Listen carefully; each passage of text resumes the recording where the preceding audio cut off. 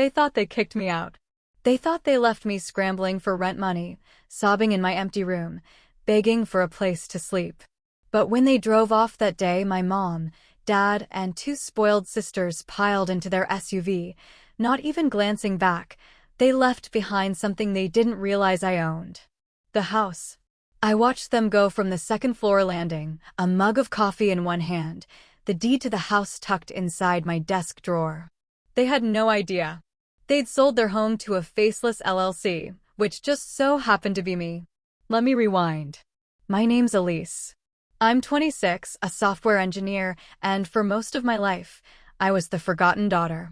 Not mistreated, just overlooked. Birthday gifts turned into socks and grocery store cakes. Family trips? Always without me. If anything needed sacrificing, it was me they picked. So when I walked through the door that Tuesday night, hungry and tired, I wasn't expecting a meal of betrayal. We sold the house, my mom announced over dinner. We're moving out tomorrow. And then, you're not coming with us. Just like that. Forks clinked. My sisters smirked. I played shocked. 1 month, my dad added. Then the new owners take over. I nodded, wide-eyed. Who bought it? Some company, my mom shrugged. Doesn't matter. But it did. Because I had seen the listing 2 months earlier. They posted photos of my room, my things still in place. They didn't ask. Didn't warn me. Just assumed I'd vanish. So I made a decision. My business partner, Mark, and I had just hit our first big break. Our software was picked up by a logistics firm for a multi-million-dollar deal. Quietly, I formed an LLC, routed the purchase through a third-party agent, and bought the house my parents were too eager to abandon. They thought they'd outplayed me. But when the movers left and the keys were tossed on the counter, I locked the door, sat in the empty living room, and called Mark. They're gone, I said. Bring the beer. I just bought my own house, from the people who couldn't wait to leave me behind. After they left, I wandered through the house slowly, like I was walking through a memory. Every corner still smelled like my childhood, but this time, I wasn't the unwanted one hiding in it.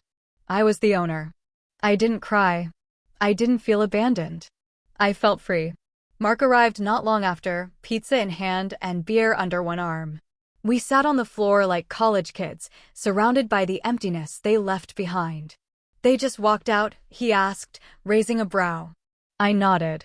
Like they were evicting a roommate they barely knew. And they think someone else is going to kick you out in 30 days? Yep. He laughed. You are evil. I love it. I grinned. I've waited years for this. The next day, I went shopping, not out of spite, but because I could. For the first time in my life, I had real space. Real money. Real choice. A velvet sectional. A flat screen big enough to block out old memories. Modern art, smart lights, custom cabinetry. I replaced every inch of the house that felt like theirs with something that reflected me. It felt like shedding a second skin. My life changed almost overnight. The software company Mark and I built was finally scaling. We landed 2 new contracts within a week. We hired our first full-time developer. The money was real, but so was the satisfaction. I threw myself a birthday party for the first time ever. Small crowd. Just people who knew me. No fake smiles. No pretending. I even bought my own damn cake. No one from my family called. Not that I expected them to. But then, 4 days later, I got the call. Blocked number. I answered out of curiosity. Elise, what's going on? It was my mother. Tight-voiced. Accusatory. Mrs. Patterson said you're still living there, she snapped. We thought you were being evicted. Funny thing, I said. I own the place. Silence. She thought I was joking. You? What do you mean you own it? I bought it. Through my company. 2 months before you moved out. More silence. I imagined her jaw clenched so tight she could barely breathe. That's not possible. You're just a coder. No, I said. I'm a CEO. Then I hung up. I stared at the ceiling afterward, wondering if I felt bad. I didn't. They came to the house 2 days later. All of them. My mother dressed like she was headed to brunch with people she hated. My father stiff as always. Sarah looked confused. Emma looked bored. I opened the door slowly, arms crossed, and didn't say a word. They walked into the living room and froze. New furniture. New vibe. New life. This place looks different, Sarah muttered. Yeah, I said. It's mine. Mom paced. Dad stood awkwardly near the hallway. Nobody sat down. Elise, Mom started, we didn't know you had this kind of money. You never asked, I said. We made a mistake. We thought. You thought I'd never be worth anything, I said. You were wrong. Then the real reason they came dropped like an anvil. We're having financial trouble, Dad said. The new mortgage is tight and Sarah's tuition is due. Emma needs braces. I didn't react. Mom's voice cracked. We were hoping, maybe you could help. You left me, I said. You gave me a month to disappear. You laughed when Emma said I'd be living under a bridge. That was just a joke, Sarah mumbled. I turned to her. You were all laughing. At me. While eating dinner like nothing happened. Dad tried to speak, but I cut him off. I remember everything. Every birthday you forgot. Every trip you took without me. Every dollar you saved for them while telling me to figure it out. They stood there in silence, suddenly very aware they weren't in control anymore. Then Mom whispered it. We're still family. No, I said. You stopped being my family the moment you treated me like trash you didn't want to move. I gestured to the door. You can leave now. For weeks, they blew up my phone. Voicemails. Texts. Emails. Dad started with guilt. Sarah with half-hearted apologies. Emma just sent her Venmo every few days with a note like, for my new phone please. I ignored it all. Eventually, they showed up again, this time just Mom and Dad. I didn't open the door. I just stood behind it and said, if you don't leave, I'll call the police. I heard Mom crying as they walked away. But I didn't budge. I wasn't being cruel, I was setting boundaries. The ones they never respected before. Inside, my business thrived. We landed a deal with a major logistics company that nearly doubled our revenue.